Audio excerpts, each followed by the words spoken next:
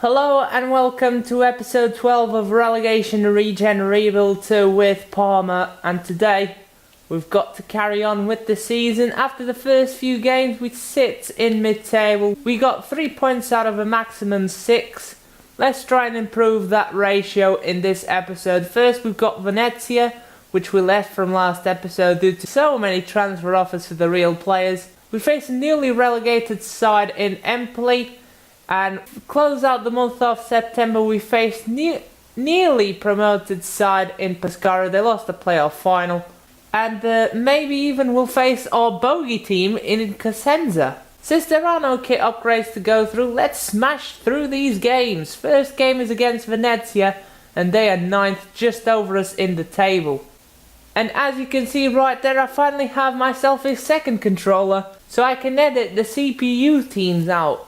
Venezia have got 2 regens. First, the centre-back Niz is 58 overall, but he's 5'8". And then the second one, Pezzina, the much more promising one, centre-mid, Italian, 4-star, high-low work rates, and look at them stats. For a 55 overall centre-mid, he's got some promising stats. And unfortunately, they are missing their star striker. Starting lineup on screen is the first team side that's going to face Venezia here, and look at the ratings difference. We are closing the gap, but we are still a bit behind.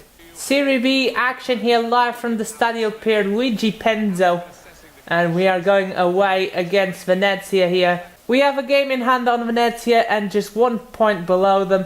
If we beat them, we climb over to the playoff spots. That's where we want to be for the season. Here is Marino, looking for an opening. He sees one. Look at Ujovic go. He turns well. It hits his own man.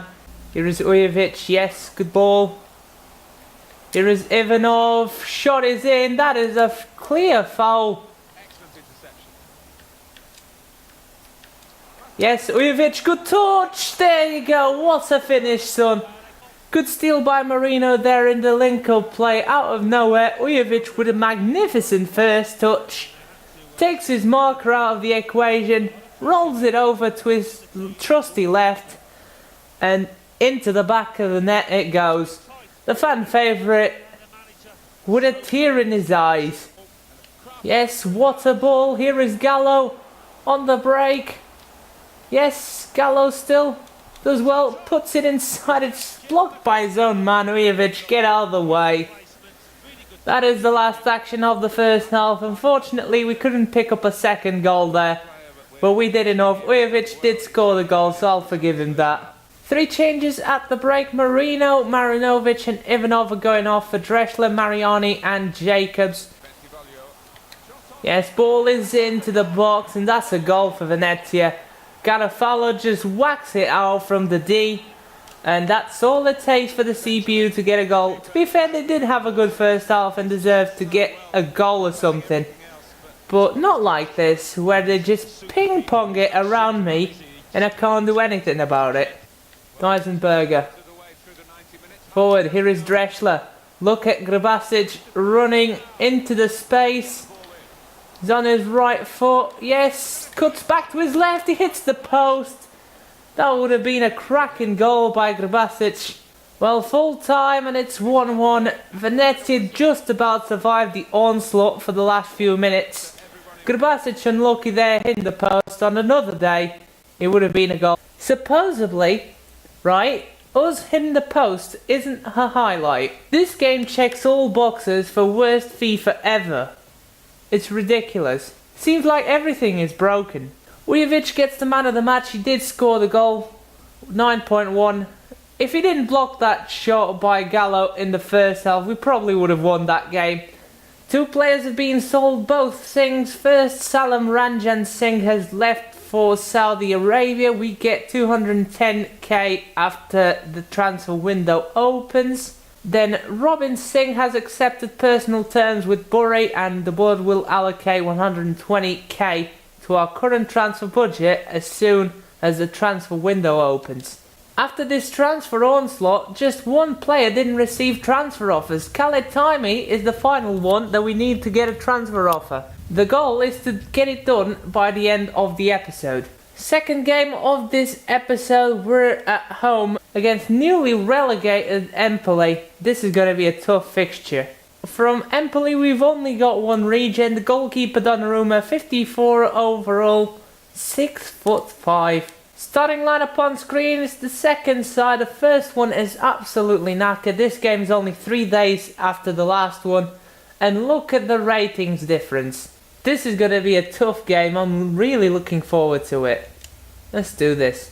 Serie B action here live from the Stadio Ennio Tardini, and we are hosting Empoli today. It's a really tough challenge upon us, but we do have the support of the home crowd. If it wasn't for that, I don't think we'd even stand a chance. Yes, Lundgren. Yes, play it over. Here is Schmidt. He is on. Can he finish? It's blocked by Tomasevic. I've definitely felt there the difference. I thought I was clean on goal, and Tomasevic just caught me like that. Oh, Lundgren. Inside. I see the run over. Oh, he's offside. He's offside. Yeah, that is a goal. But the guy was offside. No, he isn't. Oh, I thought he was offside for a second there. We are 1-0 up. Antonio Ricci, of all people, has scored for Parma. Get in. Oh yes, what a perfect start. Trevisan here lays it off. I thought Lundgren was offside by an absolute mile. But apparently not. Someone played him onside. And Ricci, not the best of finishes, but I guess the keeper wasn't expecting it to go down the middle. He dived to the right, and that is 1-0 Parma. We've really got a game in our hands now.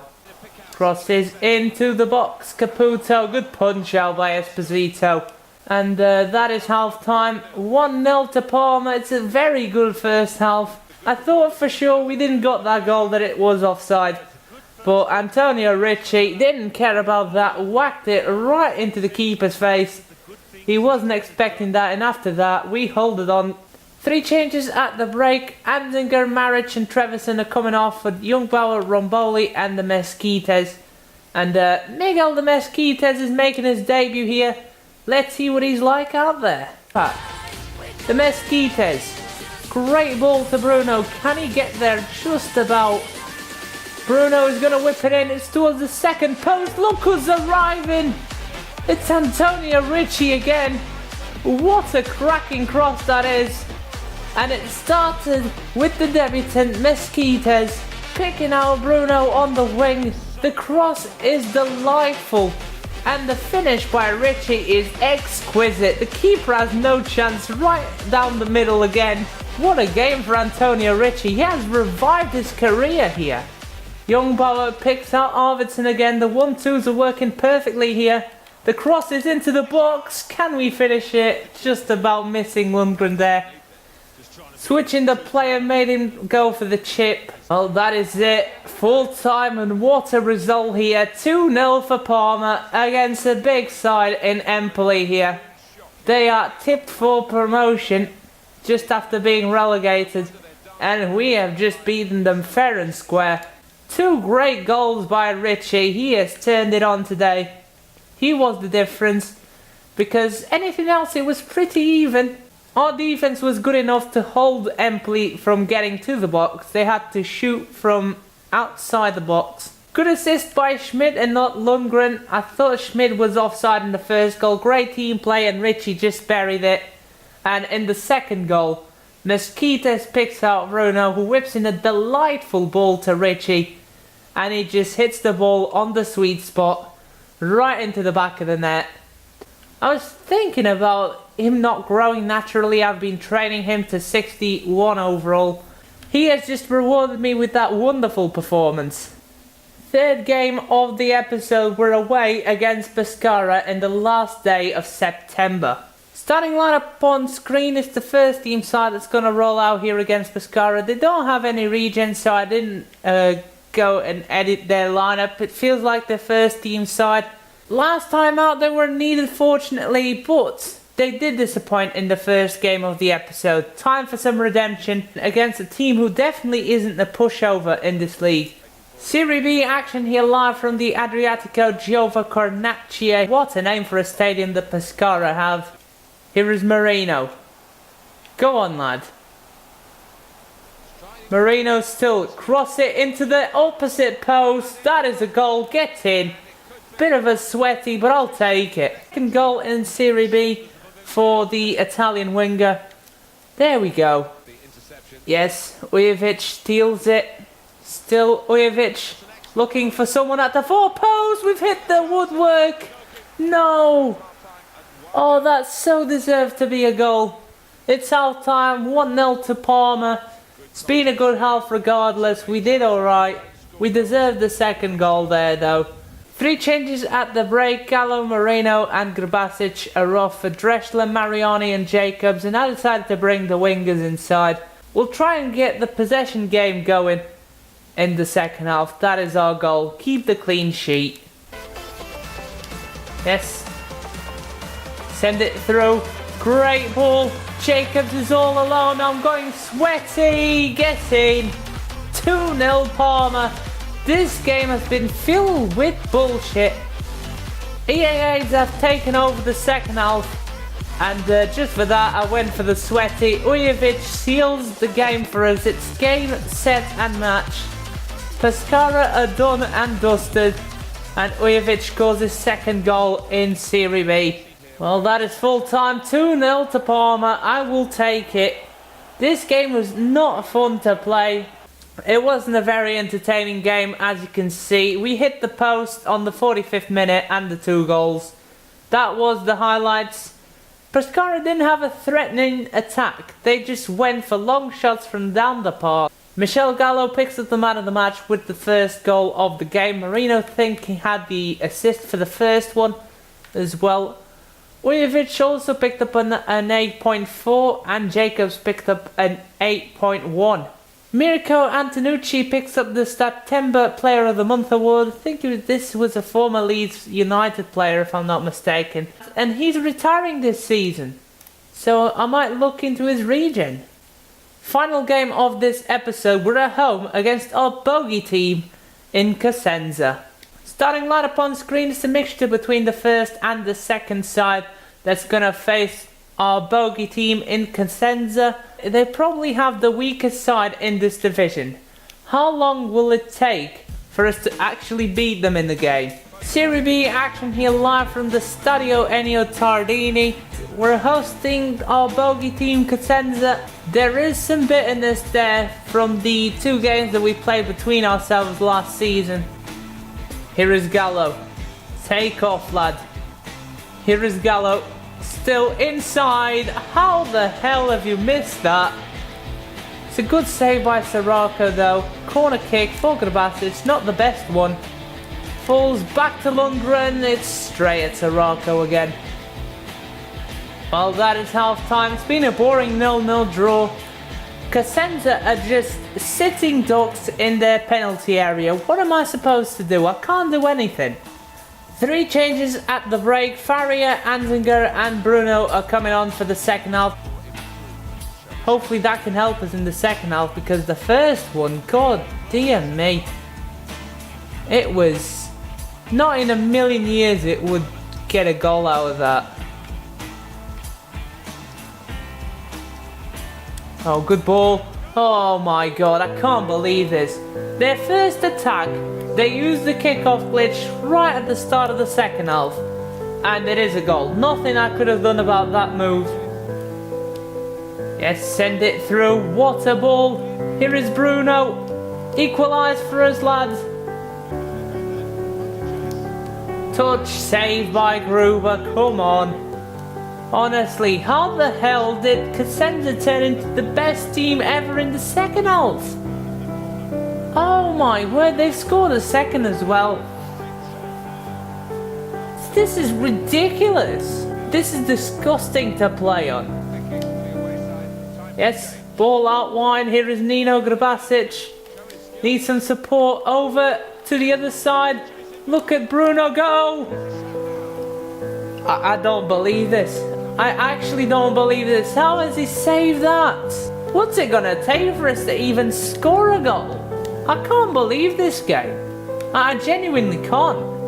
Full time, it's 2-0 to Cosenza, and we end this episode on a sour note. Unfortunately, the bullshit has caught up to us this game. They literally didn't have a shot on target. We attacked for the first half. Throughout the whole of the first half, we could not get through their defensive block. And then in the second half, the first time they have a proper spell of possession, by the way, what am I supposed to do against moves like this? Just tell me, how the hell am I supposed to defend this? Man of the match goes to Braccini. He had an 8.6, fair enough. Our best player on the pitch, Andrea Marino, he tried his hardest, but this game, man, this patch is just utter crap. I think this is the worst patch I've ever had to play on YouTube. We got some monthly scouting updates after the game against Cosenza. We're gonna go and accept the third transfer offer from Derry City. This one for Taimi, and this is the last real player. I see some really good players in here. Zayad Amadi is a defensive-minded centre defensive midfielder. We don't need that. We'll leave him for another month. We'll do the same with Selim Abuzir. 6'1", potential is good, but overall is nowhere near. In this month we've got Halal's brother Gamal. So we'll sign him up. 300k in valuation. Tabi LD, what a name. 800k in valuation. Sign him up. And we got a final player here, Abdul Mahid El Ayat. We'll scout him for a further month. He's only 5'6", unfortunately. And we'll leave him with these two all to scout for a further month. Then Slovakia, we've got Kazimir Dolazal. It's a good name for a goalkeeper, but he's 15, so we'll scout him for a further month. Same with Konrad Pokorny. There's no rush in signing him. And he might be a centre-back after all. If we need a defender, it's a right-back. We've got Andrei Cerny, 350k in valuation. Might be really good. 17-year-old though. He's only 5'6". We'll sign him, but we'll have to have a look at his weak foot and skill moves to see if we keep the player. Then finally, England, we only have one player in Charlie Hall. 71 to 94 potential. He looks bang average, so we'll have to scout him for a further month.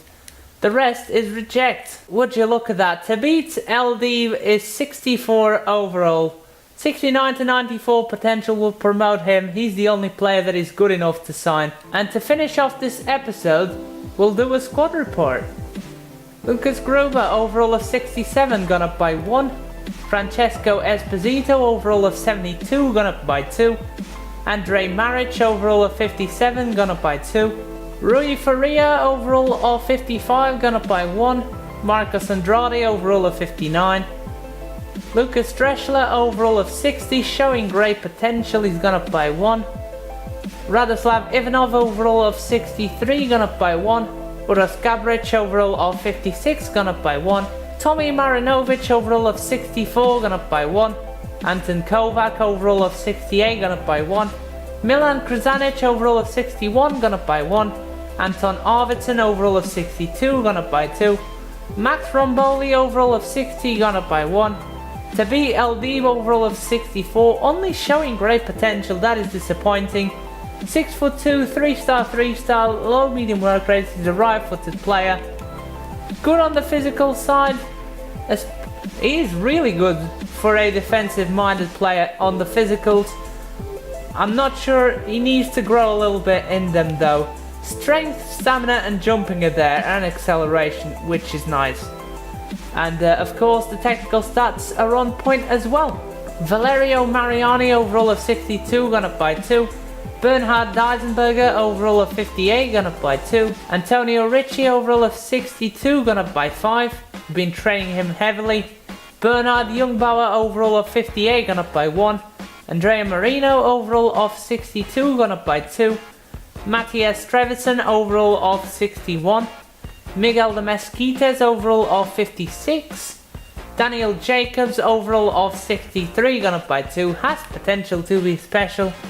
Nino Grabasic, overall of 67, gone up by 1. Simone Ricci, overall of 59, gone up by 2. Bernhard Anzinger, overall of 63, gone up by 1. Robert Lundgren, overall of 61, gone up by 1. Stefano Rito, overall of 58, gone up by 2. Davor Ujovic, overall of 56, really worrying me another month where he's in top form and doesn't grow. We'll loan list him, see if we can get some loans before the transfer window opens. Try and boost him at the start of the January transfer window. Alessio Bruno, overall of 62, gone up by 2. Murad El Mubarak, overall of 61. Abdul Habad Hilal, overall of 57, gone up by 1. Rene Schmidt, overall of 54, gone up by 2. Michel Gallo, overall of 63, gone up by 1. And that is it for the squad report. Yay, that is it for the episode as well. Next time we'll face second place Frosinone. They are second in the table, there we are. Because we lost to the bogey team that is Cosenza, they have climbed to the playoffs instead. And we are literally right in front of them. We do have a game in hand though. If we win, we might get back to the race for the automatic spots if we do win that. So you'll have to stay tuned though. That is it for this episode. I hope you have enjoyed it. I'ma see you all next time. And until then, have a good one guys. Bye bye.